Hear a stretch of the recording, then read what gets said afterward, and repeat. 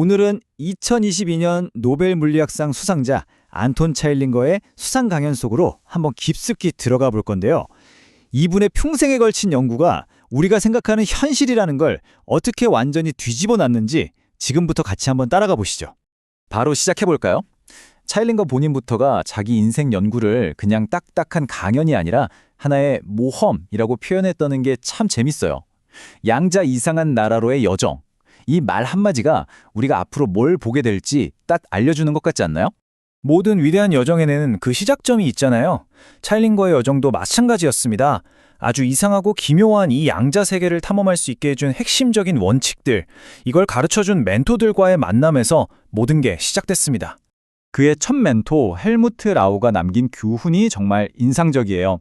직관은 논리보다 훨씬 더 강력할 수 있다. 이게 무슨 말이냐면요.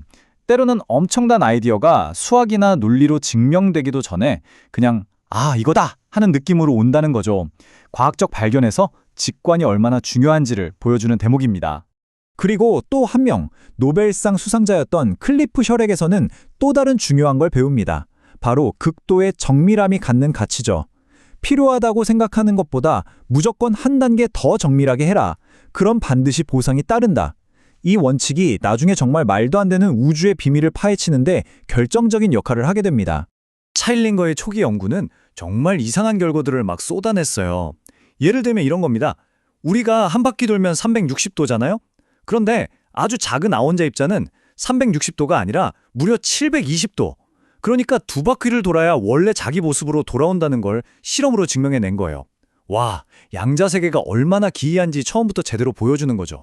그런데 재밌는 건 이제 그의 연구 인생을 관통하게 될 핵심 미스테리, 바로 양자 얽힘이라는 개념을 처음 들었을 때 차일링거 본인도 대체 저게 무슨 소리야 하면서 전혀 이해를 못했다는 거예요. 이걸 보면 노벨상 수상자라고 처음부터 모든 걸 다 아는 건 아니구나 싶죠? 다들 위대한 질문 앞에서 똑같은 탐구자로 시작하는 겁니다. 자, 그리고 이 풀리지 않는 미스터리가 결국 그를 10년이라는 긴 시간 동안 몰두하게 만들 거대한 도전 과제로 이어집니다. 그건 바로 기존보다 훨씬 더 이상하고 복잡한 형태의 얽힘을 증명해내는 거였어요. 목표가 뭐였냐면요. 입자 두 개를 얽는 걸 넘어서 세 개의 입자를 하나의 거대한 시스템처럼 얽어버리는 거였습니다. 동료인 데니 그린버거와 함께 제안한 아이디어였는데 만약 이게 성공하면 양자 세계가 우리가 생각하는 것보다 훨씬 더 깊고 복잡하게 연결되어 있다는 뜻이 되는 거죠. 자, 이 슬라이드가 진짜 중요한데요. 이게 단순히 양자 이론이 맞을 확률이 더 높다? 이런 차원의 얘기가 아니었어요. 그냥 우리의 상식, 그러니까 고전적인 현실관과 양자 이론이 완전히 정면으로 충돌하는 지점이었습니다. 한쪽은 무조건 이거다 라고 하는데 다른 한쪽은 아니 정반대다 라고 말하는 정말 빼도 박도 못하는 상황이었던 거죠. 그리고 이 아이디어가 현실이 되기까지의 과정이 과학적 발견이 어떤 건지를 정말 잘 보여줍니다. 1988년에 아이디어는 나왔는데 문제가 뭐였냐면 아무것도 없었어요.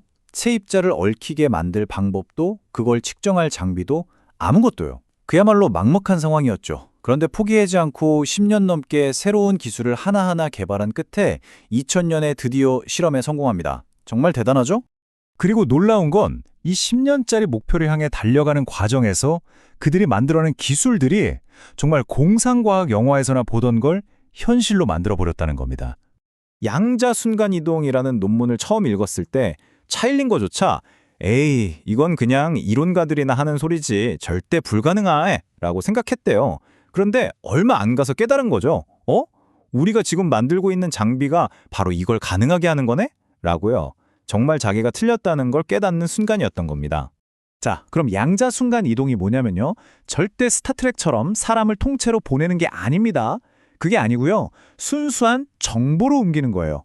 A라는 입자의 고유한 양자 정보를 멀리 떨어져 있는 C라는 입자에게 복사해서 붙여넣기 하는 것과 같아요.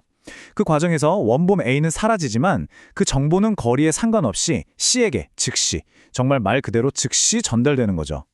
여기서 한 발 더 나아가서 얽힘 교환이라는 더 신기한 것도 해냅니다. 이건 뭐냐면 서로 만난 적도 없고 같은 곳에서 태어난 적도 없는 전혀 상관없는 두 입자를 얽히게 만드는 거예요. 마치 한 번도 본 적 없는 두 사람이 갑자기 텔레파시로 연결되는 것과 같다고 할까요? 이게 나중에 양자 인터넷 같은 미래 기술의 핵심이 됩니다. 이 모든 놀라운 실험 결과들은 결국 물리학 역사상 가장 큰 논쟁 중 하나, 바로 알버트 아인슈타인이 던졌던 근본적인 질문과 마주하게 됩니다. 아인슈타인은 이 양자열킴의 으스스함이 우리가 아직 발견하지 못한 숨겨진 정보 때문일 거라고 생각했어요. 뭔가 비밀 변수가 있을 거라는 거죠. 이 오랜 논쟁을 끝내기 위해 차일링거의 연구팀은 가능한 모든 허점을 막아버리는 실험을 설계합니다. 300m나 되는 광섬유로 얽힌 광자를 보내고 측정 방식을 수십억 분의 1초 만에, 그것도 양자 난수 생성기로 바꿔버려요. 인간이 개입할 틈을 아예 없애버린 거죠. 결과는 아인슈타인의 생각이 틀렸다는 것, 양자 세계는 그냥 원래 그렇게 이상한 거였습니다. 이걸로도 부족했는지 정말 궁극의 테스트를 합니다. 측정 방식을 결정하는 난수를 어디서 가져오냐면요, 무려 80억 광년 떨어진 우주 양쪽 끝에 있는 퀘이사에서 오는 빛으로 결정해요. 80억 년 전의 빛이요? 이건 뭐 지구상에서 어떤 정보가 미리 오고 갈 가능성 자체를 원천적으로 차단해버린 거죠. 그런데도 결과는 으스스한 연결은 여전히 존재했습니다.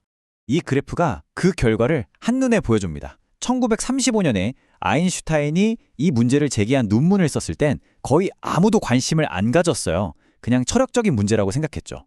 그런데 벨 테스트가 나오고 차일링거 같은 사람들이 실제로 실험을 하기 시작하면서 이 논문은 물리학에서 가장 많이 인용되는 가장 뜨거운 연구 주제가 된 겁니다. 철학이 과학이 되는 순간이었죠. 자, 이렇게 양자 이상한 나라를 따라온 여정은 이제 우리를 정말 심오하고 어쩌면 머리가 좀 아플 수도 있는 결론으로 이끌고 갑니다. 바로 우리 현실의 본질에 대한 이야기죠. 위대한 물리학자 닐스 보어가 남긴 말이죠. 어떤 현상도 관측된 현상이 아니라면 현상이 아니다. 찰링거의 모든 실험이 바로 이 기묘한 아이디어를 가리키고 있습니다. 그러니까 어떤 입자의 속성이라는 게 우리가 보기 전까지는 정해져 있지 않을 수도 있다는 거예요. 마치 동전이 던져져서 돌고 있을 땐 앞면도 뒷면도 아닌 상태인 것처럼요. 그래서 차일링거는 이런 궁극적인 제안을 합니다. 어쩌면 우리가 현실과 정보를 나누는 것 자체가 잘못된 생각일지도 모른다. 이 둘은 원래 하나일지도 모른다. 와, 이게 무슨 말이냐면요, 우주가 딱딱한 물질로 만들어진 게 아니라 근본적으로 정보로 이루어져 있고, 우리가 현실이라고 부르는 건 관측이라는 행위를 통해 그 정보가 드러나는 모습일 뿐이라는 거죠. 자, 그럼 마지막으로 이런 도발적인 질문을 던지면서 마무리하겠습니다.